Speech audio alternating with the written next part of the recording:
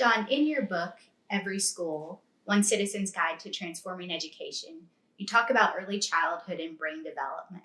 Share with us more about that. Well, education, when you think about it, is really all about brain development. And the decade of the 90s, based on medical literature, was the decade of the brain. During that decade, we learned as a society, we learned more about the brain in that decade than humankind had known in the history of civilization. And the knowledge of brain development has continued over the last 20 years. And so we now know an awful lot about how the brain works and how you can develop the brain. We also know that the first 5 years of life are the most important period of time in your life as it relates to the development of the brain. And in fact, 80% of your brain is fully developed by age 5. The first year of life is the most important portion of your life as it relates to your ability to be socially and emotionally healthy as a human being. And the statistics are unbelievable. They're very revealing, but they've done a lot of studies. And one of the most interesting studies was a study done by a researcher in Canada.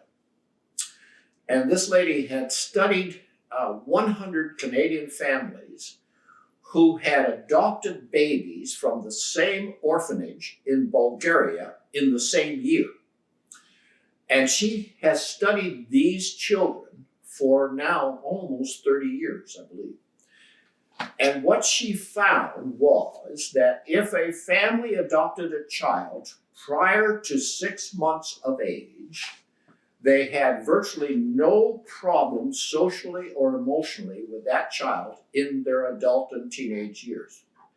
However, if the child had been adopted after 6 months of age, there was a 90% probability there would be some sort of mental or emotional or social behavioral problems with that child. And what it has said is that the first years of life, where the child is loved and nurtured and held and read to and talked to, are critically important to that child's emotional development. And so one of the things we as a society need to do is we need to do a better job of informing, particularly women, about the first year of life of a child. And we also need to create school systems that understand how brains develop and what's necessary to create a socially and emotionally healthy child. And we don't do any of that. And in fact, if you go to any education school, I've yet to find one, where they even talk about brain development in the preparation of teachers. To me, it's crazy. So brain development is a crucial component of understanding how we learn and why it's so important to start learning early. And it's critical to read and talk to your child at the very earliest of age.